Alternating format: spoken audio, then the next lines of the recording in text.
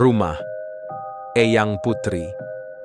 Rumah seorang sinden kawakan yang wajahnya cantik, tak pernah menua.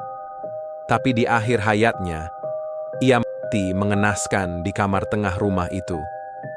Dan kini, rumah tak berpenghuni itu mewariskan teror, kutukan.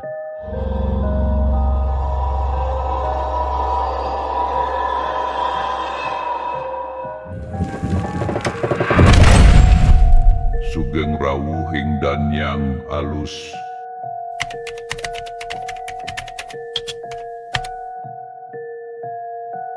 Ada sebuah rumah tua di sebuah desa terpencil Jawa Timur. Rumah yang sudah lama dibiarkan kosong, tapi tak pernah benar-benar sepi. Rumah itu peninggalan seorang sinden kawakan. Namanya terkenal dengan sebutan Eyang Putri. Sinden cantik dan mempesona. Konon, kecantikannya berasal dari perjanjiannya dengan makhluk dunia lain. Ia tak pernah menua dan setiap pria yang melihatnya bisa langsung jatuh cinta.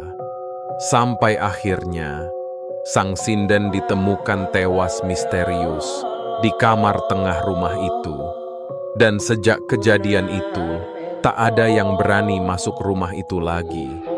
Karena suara sinden masih sering terdengar meski tak ada siapa-siapa di dalamnya.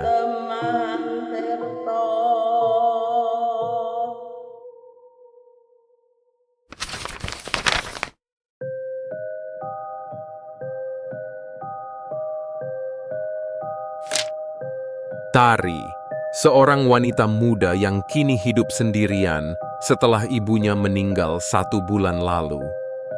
Di sela kesibukannya, ia membaca sebuah surat warisan yang ibunya simpan selama ini.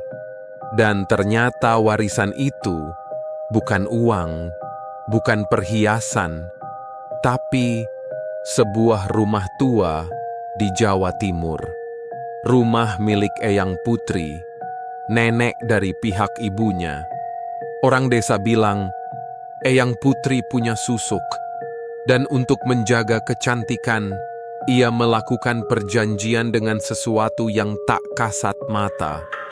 Rumah itu kosong sejak Eyang meninggal 10 tahun lalu, tapi tetap dirawat oleh seseorang. Namanya Pak Dirno, tetangga lama keluarga. Tubuhnya pendek, sedikit bungkuk, berjanggut putih. Kabarnya, dia adalah laki-laki yang penyendiri dan menyimpan banyak rahasia. Tari akhirnya memutuskan untuk mengunjungi rumah warisan itu saat mendapatkan cuti liburan dari pekerjaannya. Ia mengajak sahabatnya yang bernama Nanda. Mereka naik kereta dari Jakarta menuju kota di daerah Jawa Timur, tempat di mana desa dari rumah itu berada. Sampai di sana, mereka bertanya ke warga tentang keberadaan alamat rumah Pak Dirno. Setelah mendapatkan arahan dari seorang warga desa, akhirnya mereka berdua bertemu dengan Pak Dirno. Tatapan yang tajam, juga janggut putihnya yang panjang, seperti sudah menggambarkan kepribadiannya yang misterius. Cara bicaranya lambat dan dingin, tapi ia tetap mengantar mereka ke rumah itu. Sampailah mereka bertiga di sebuah rumah tradisional Jawa. Halamannya luas. 2 pohon mangga tua berdiri menjulang di depan pagar. Rumah itu bersih, tapi hawa dingin terasa mengendap di udara. Ketika sudah berada di dalam rumah tua tersebut, sebelum pergi meninggalkan Tari dan Nanda, Pak Dirno hanya berpesan satu hal. Jaga kebersihan rumah ini. Jangan berisik ketika malam hari. Dan jangan pernah kalian buka kamar tengah.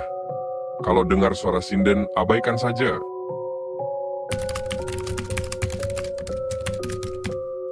Malam pun tiba.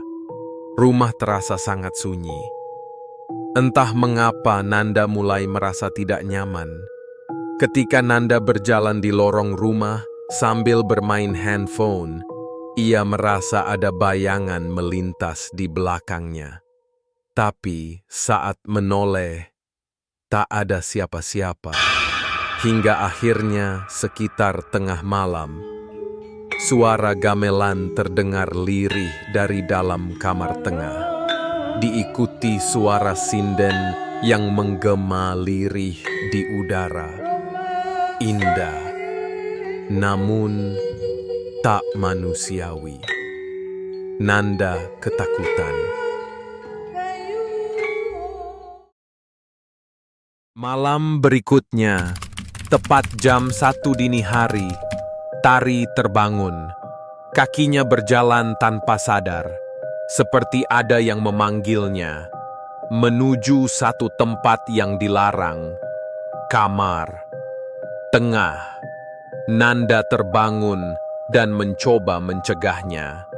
Tapi, Tari mendorong Nanda hingga tersungkur di lantai.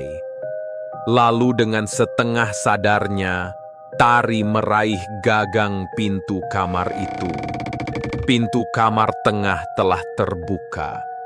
Di dalamnya, sebuah tempat tidur kelambu, lemari tua dari kayu jati, dan sebuah cermin mistis berdiri di sudut ruangan. Tari berjalan ke arah cermin itu. Ketika dia berdiri di depan cermin, dalam pantulannya ada sosok wanita tua di belakangnya. Eyang, putri, Tari, jatuh dan pingsan.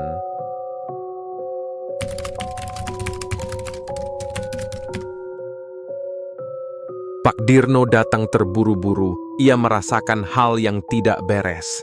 Firasatnya benar. Halian melanggarnya, sang sinden mulai bangkit. Dan Tari bisa terikat di dunia lain. Kalau tidak dihentikan, dia akan jadi penerus ilmu hitam. Pak Dirno membakar kemenyan, membacakan doa-doa dengan bahasa Jawa kuno. Sementara itu, Tari terjebak dalam mimpi aneh. Dunia berkabut dan sunyi. Di belakangnya, sosok Eyang Putri muncul. Tari ketakutan dan cemas, tapi matanya tertahan. Tubuhnya lemah, seolah tak bisa melawan. Tari tersadar. Raganya lelah dan bingung. Nanda yang berada di sampingnya pun merasa cemas dan takut. Malam itu berlalu seperti sangat lama, dan waktu seakan berhenti. Sunyi, sepi, suasana yang tidak wajar menyelimuti malam. Keesokan harinya, Nanda kembali melihat bayangan di lorong rumah itu. Setelah hari demi hari berlalu dengan suasana mencekam dan penuh misteri, Nanda akhirnya tak tahan lagi. Ia memutuskan untuk pulang ke kota. Tapi Tari memilih tinggal di rumah warisan itu. Aku akan tinggal di sini. Aku nyaman. Iki omahku. Sejak Tari terbangun dari pingsannya di malam itu, perubahan terjadi pada tingkah lakunya. Tari sering berbicara sendiri dan bersenandung langgam Jawa tanpa sadar. Nanda naik taksi yang telah dipesannya dan meninggalkan rumah itu. Sekilas, Nanda melihat ke arah rumah tua itu lagi. Dan di jendela kamar tengah, sosok Eyang Putri menampakkan dirinya, menatap tajam keluar seakan mengucapkan, "Salam perpisahan. Apa yang sebenarnya terjadi pada Tari, sehingga dia memilih tinggal di rumah warisan yang mistis itu? Kalau kamu jadi Tari, apa kamu berani tinggal di rumah itu? Jawab di kolom komentar, dan ketikan angka 77 di kolom komentar sebagai tanda kamu juga merinding mendengar suara sinden mistis tadi. Klik tombol like-nya biar kita tahu kamu siap dengan kisah selanjutnya. Dan pastikan tidak ada perjanjian gaib yang tertinggal di darah keturunan kamu, karena perjanjian dengan jin bukanlah sesuatu yang mudah untuk dihapuskan. Terima kasih telah menonton video ini hingga akhir. Subscribe dan dukung terus channel Danyang Alus. Semoga terhibur dan nantikan kisah-kisah menarik selanjutnya.